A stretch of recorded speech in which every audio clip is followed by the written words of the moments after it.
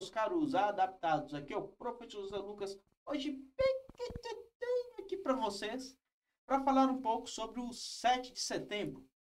Bem, como você sabe, meu canal é um canal de divulgação educacional, então de vez em quando a gente para falar de cultura, para falar de política, mas sempre voltado no sentido de como as coisas são, né? Então a gente tem sempre uma coisa da educação. Uma das formas que a gente tem de educar, nesse sentido de política, é a gente se posicionar e reivindicar aquilo que a gente acha correto.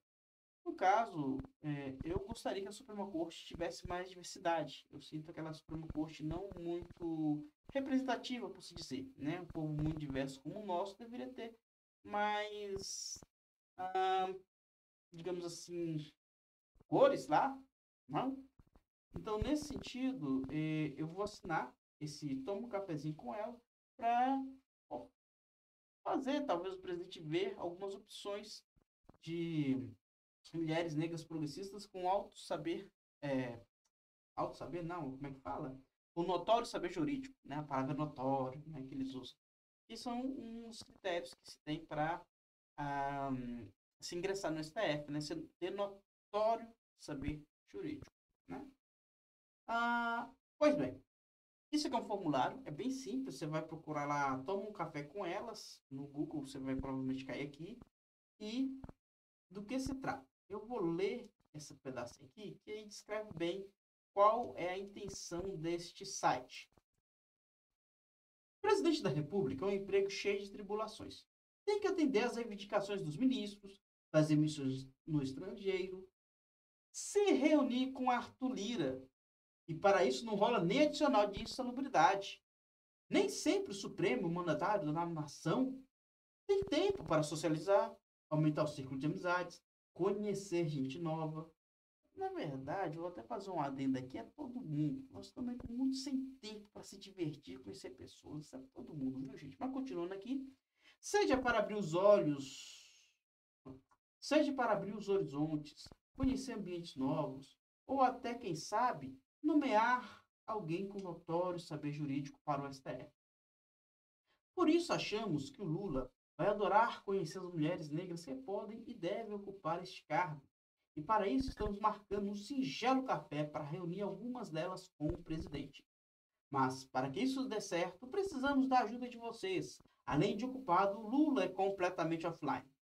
Então, para o nosso convite chegar até ele, é preciso botar uma pressão na equipe que cuida do gabinete da presidência, até que eles se sintam constrangidos a falar com quem pode fazer este encontro acontecer.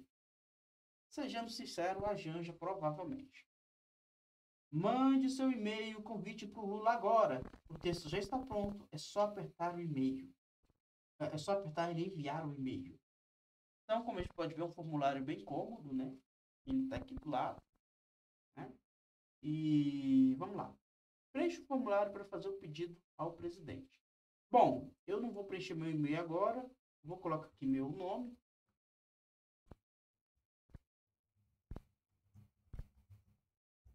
e o sobrenome eu coloco depois. O assunto vai abrir como um convite especial para o Lula. Será que eu consigo colocar texto aqui? Não consigo, é fechado. E aqui convém o corpo do e-mail, né? Que é o texto que vai ser enviado para o Lula, né? Ou melhor, para lá para a galera que coordena ali os trabalhos, o gabinete da presidência, no caso, né? Então vamos lá ler o e-mail, que qualquer coisa, se você for assinar, você já sabe do que se trata, às vezes você nem lê, mas é bom sempre ler tudo que você assina, tá, gente? É só porque deve estar igual. Qualquer coisa você vai abrindo aí o e-mail, perdão, você vai abrindo aí o site e lê junto comigo, né? Já que você vai ter que ler mesmo, ou só assina, tá bem? Sei lá, é com você. Ah, vamos lá. Prezado presidente Lula. Nesse momento em que o senhor está prestes a escolher o segundo nome para ocupar uma vaga no STF, que tal tomar um café e refletir um pouco mais?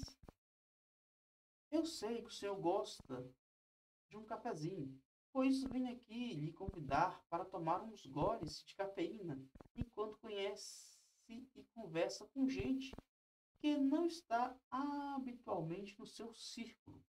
mais especificamente, algumas juristas negras que possuem notório saber jurídico.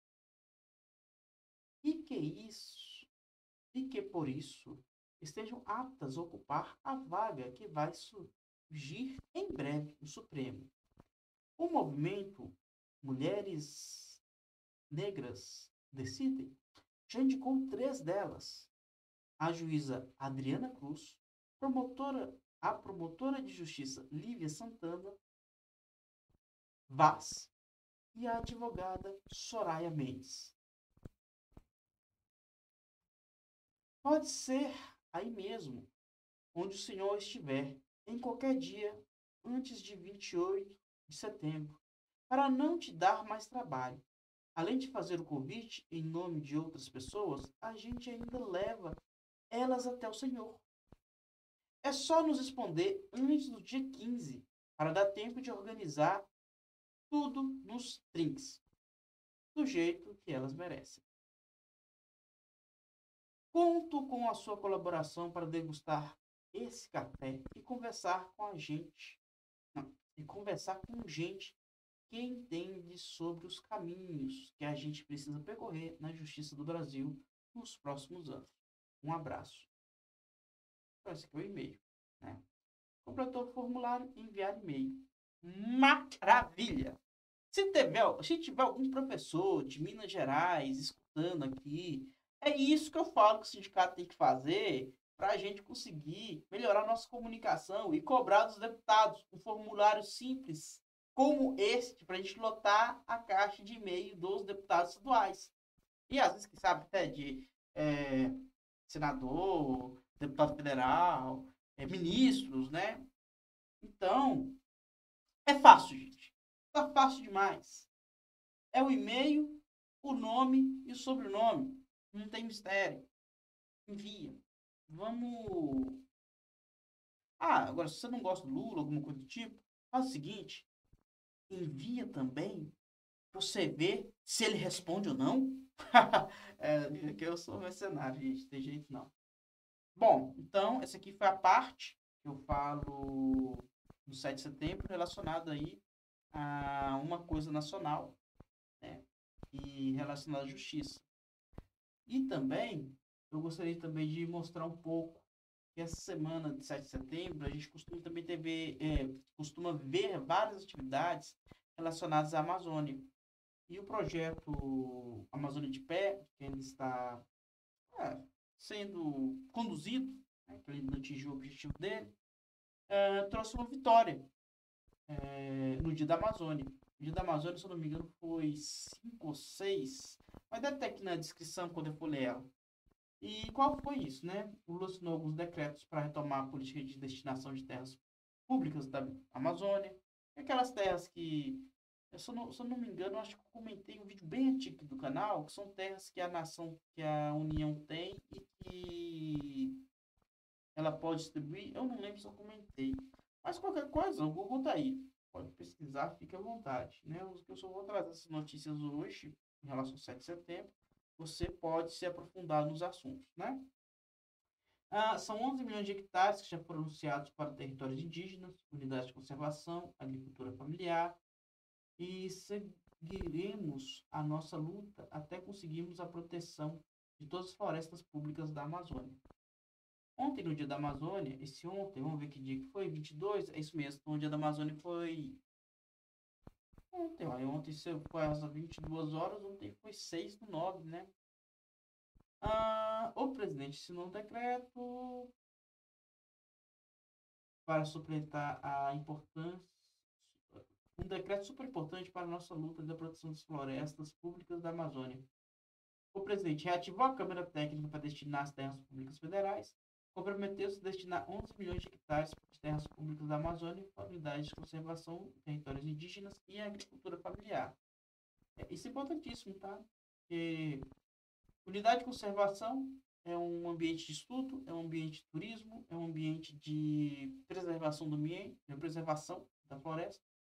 Território indígena preserva a floresta, bom, então maravilhoso também, né? E além de ser terras que têm valor cultural para os indígenas também, então é sempre importante preservá-las, né? e dar a eles os direitos à terra deles. E a agricultura familiar, que basicamente a alimentação brasileira depende da agricultura familiar. Então, são três pontos importantíssimos que protegem tanto a segurança alimentar quanto a segurança ambiental nossa, né? Um ponto importante, por exemplo, desse caso da gente, que eu falei do STF, né? A situação do marco temporal, que é uma coisa assim absurda se for derrubado. Peraí, deixa eu me posicionar direito. Esse marco temporal, ele quer colocar alguns empecilhos às demarcações das terras indígenas, ou então impedir essa demarcação. Então, é interessante que os indígenas tenham os seus direitos garantidos. Esse é o meu posicionamento, tá? E às vezes a gente teria que ter mais representatividade, não só na questão de colocar pessoas negras lá no STF, né? Ou sei lá, preto, se você se sentir incomodado comigo. Colocar também indígenas, né? Pessoas também de regiões diferentes, né? Nordestino, sudestino, nortenho. Como é que é centro-ostino? A galera lá do centro-oeste, o sudestino, né? O sudestino, eu falei sudeste. Tem o sudestino que é o do sudeste e o sulista, né? Seria a galera do sul. São 11, né? 11 ministros. Então, daria para fazer, sim, uma corte bem diversificada nesse sentido, né? Eu acho até que deveria ter, tipo, o presidente indica, tem um referendo para manter a pessoa lá ou não. Mas que essa indicação fosse sempre do presidente em vigência. Porque senão, por exemplo, poderia mudar o presidente, aí na eleição seguinte o ministro caísse, e aí o outro presidente ia colocar o cara lá, não faz sentido isso, né? Então teria que ser assim, a vaga fica sempre na mão do presidente, e a vaga caiu, e o referendo seria sempre na próxima eleição, na eleição subsequente à indicação do ministro. Claro, havendo tempo hábil de registrar tudo nas urnas. Aí o povo ia lá e dava ali o referendo se continua ou não. Seria uma forma que eu acho poderia tornar o processo um pouco mais democrático também no judiciário. Mas é uma reforma que, sinceramente, com a fragilidade que nós temos nas três instituições, acho difícil de acontecer. Acho difícil de acontecer, né? Vamos continuar aqui a leitura do texto, né? Ainda bem que ele é pequenininho. Então, vamos lá. Essa é uma conquista de todo mundo que se movimenta pela Amazônia de pé. Os 11 milhões de hectares destinados representam 20% da nossa meta de 57 milhões de hectares de terras a serem protegidas. O decreto de ontem é um sinal verde para seguirmos nossa luta até todas as florestas públicas da Amazônia estejam nas mãos de quem sabe cuidar delas. Lembrando, gente, a floresta amazônica garante chuva no sul e no sudeste. E ela, estando estável, eventos extremos na América Latina diminuem como um todo. Então, eu estou falando desde estiagem até as coisas que a gente está vendo que está acontecendo. Então, temos que preservar, e sim, a floresta, até mesmo porque, como ela é uma floresta muito grande, ela tem um potencial muito grande de capturar carbono. Óbvio que a gente tem que plantar mais florestas por aí, recuperar muita captação de carbono para resolver o problema do aquecimento global. Mas, querendo ou não, a Amazônia já é um trunfo nesse sentido, né? Durante essa semana, continue nas ruas, nas redes, fortalecendo o movimento Amazônia de Pé. Tem a programação da virada da Amazônia de Pé em todo o Brasil, até domingo, dia 10. Clique no link na bio, encontre mais ação perto de você. Então, o projeto é Amazônia de Pé, tá tudo na internet tem, basta você pesquisar. Então, nós já fomos em 2 pontos. O Toma um Cafezinho com elas, o Amazônia de Pé, e uma notícia que aí poderá ser boa, caso a gente consiga convencer o Lula a colocar uma pessoa diferente lá, né? Uma pessoa que não seja tão padrãozinha de STF, né? Mais diversidade que eu falo. Uma sobre a Amazônia.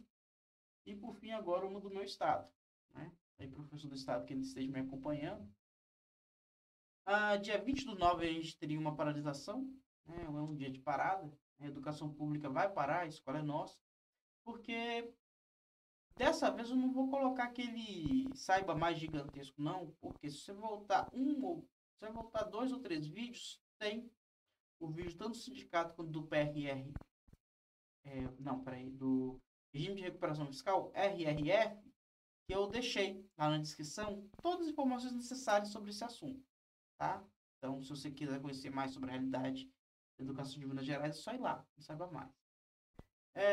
E do que é essa luta, né? Eu vou ler tudo aqui e qualquer coisa eu vou fazendo uns adendos de informação e é isso que eu vou dizer para vocês hoje, tá bom? Então, se você não é professor de Minas Gerais, obrigado por ter acompanhado. Falou, meu caro adaptado, né? E vamos agora continuar para essa última parte aqui do nosso dia de Grito dos Excluídos com o professor José Lucas. Aqui no caso é o site do sindicato, Sindiut, né? O sindicato dos professores, servidores de educação do estado de Minas Gerais, né? Em defesa do direito de educação. Reunido no dia 29, o Conselho Geral do Sindiut definiu pela realização de um dia de paralisação na rede estadual municipal filiada ao Sindiut. Então, todo mundo está ligado ao Sindiut, vai dar uma parada lá dia 20/9. Nesse dia, vamos às ruas contra a política de municipalização e fechamento de turmas e turnos nas escolas estaduais, que está ocorrendo por imposição da Secretaria de Educação do Estado no âmbito de construção de planos de atendimento escolares para 2024. Olha, é uma coisa meio doida isso que o Estado está fazendo, porque está faltando professor e ele está fechando turma. E tipo, se está faltando professor e está fechando turma, as turmas estão ficando mais cheias. De forma insalubre, inclusive. E se está faltando profissional, a solução não é fechar a turma, a solução é contratar gente para completar os quadros de cargo, os quadros que estão faltando, né? Tem um Fundeb para isso, né? Para conseguir tentar resolver essa falta de profissionais, né? Ou então dá um jeito de dar um flexibilizado nos horários dos professores, né? Porque muitas vezes, como ele cismou de colocar todo mundo num turno de horário só, ele pensou que logisticamente falando ia fazer mais sentido, ele meio que travou todas as possibilidades das escolas darem um jeitinho de fazer todo mundo pegar tudo, né? O que fez sobrar espaços vazios na grade, né? Apesar que o jeitinho nem sempre funciona, porque literalmente está faltando professor, mas às vezes consegue assim, junta ali mais duas aulas para um, mais 3 aulas para outro, e acaba que no remendo a escola não fica tão vazia. Mas a solução é concurso, é contratar, dar um jeito de ter a verba para fazer a contratação, esse tipo de coisa, né? Acaba que o governo tem que fazer o serviço público, né? Você não oferece isso, para que serve ele? Contra o desvio de finalidade dos recursos do Fundeb. Nossa luta é também para que o Estado e municípios cumpram a legislação e invistam os recursos do Fundeb na valorização dos educadores, dos professores, tá? Eu não gosto do termo educadores, cara. Eu acho o termo professor mais bonito. E olha que eu aceito de boa se chamar de professora, porque como tem muita professora na rede, todo mundo fala do professor, professora. Já tá bem, foda-se. Isso tem nada a ver, não. Aí, beleza, né? Continuando aqui, com o propósito de reduzir as desigualdades entre as escolas de ensino, entre as redes de ensino e garantir uma educação pública de qualidade para todos. Porque acontece? Tem prefeitura que não paga o piso. Tem prefeitura que paga o piso. Tem prefeitura que paga um pouco mais que o piso. Então, lembrando que um pouco mais do piso não é problema, não. Isso é atrativo para chamar profissional. Mas menos que o piso é complicado. E o STF já deu causa lá por essa questão dos municípios e governos, né? Para pagar. Infelizmente, no Brasil, nossa, a galera questiona lei e tem que escrever lei para cumprir lei e, sabe, fica essa murrinha. É murrinha o nome disso. Não resolve, né? Tem Fundeb, tem complementação da União, né? Para você ter a complementação da União, as suas contas têm que estar ok com a União. Então, seja, se você é cidadão, está num município que não pega complementação da União para fazer o salário do professor chegar no piso, ou no caso do Estado, é porque está faltando você, como cidadão, votar em pessoas melhores para resolver o problema financeiro do Estado, se é que ele existe, ou município, se é que ele existe. Porque às vezes o problema é de gestão, não é de falta de cash, né? Continuando aqui. Aí tem que olhar caso a caso. Não estou falando que seja um ou outro, tá? Mas eu falo assim, a gente como leitor, como cidadão, a gente tem que votar melhor. Esse é o ponto que eu estou colocando para ficar bem claro.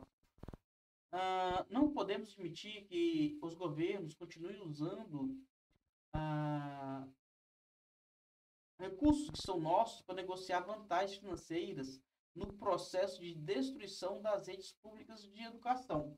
Como eu falei, o Fundeb aqui em Minas Gerais ele não é muito transparente, não. Tá? É só você acompanhar as audiências da Assembleia Legislativa, você percebe que tá esquisito esse trem. Tá esquisito. Né? É fundamental a mobilização e participação de todos os trabalhadores em educação para fortalecer essa luta em defesa do direito à educação pela valorização de seus trabalhadores. Lembrando, funcionário bem remunerado, ele produz mais.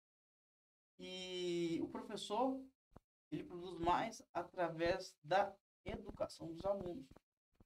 Então, se você se sente valorizado, você procura estudar mais, você procura se doar mais para o trabalho.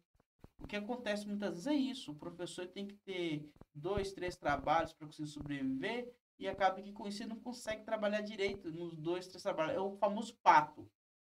Nada, voa, corre, mas faz os 3 mal feitos. Faz os 3 mal feitos.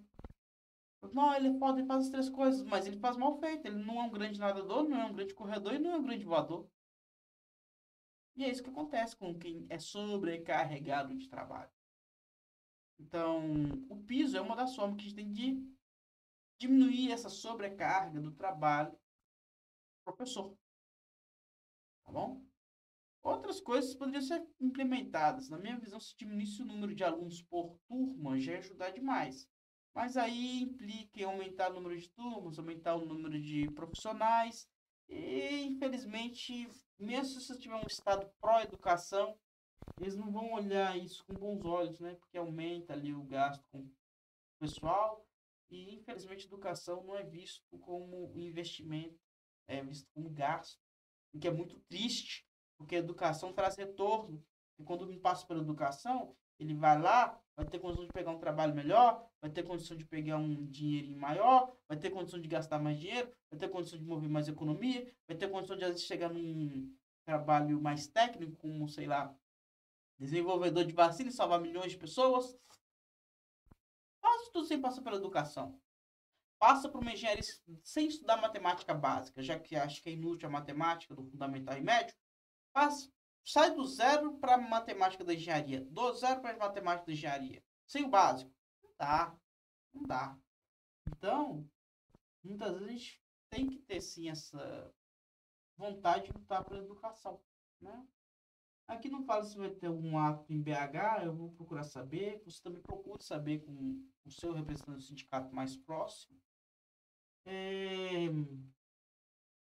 E vamos ver, né? Quem sabe o 29 para muito, né? Deve ter provavelmente alguma ação na Assembleia, alguma coisa do tipo.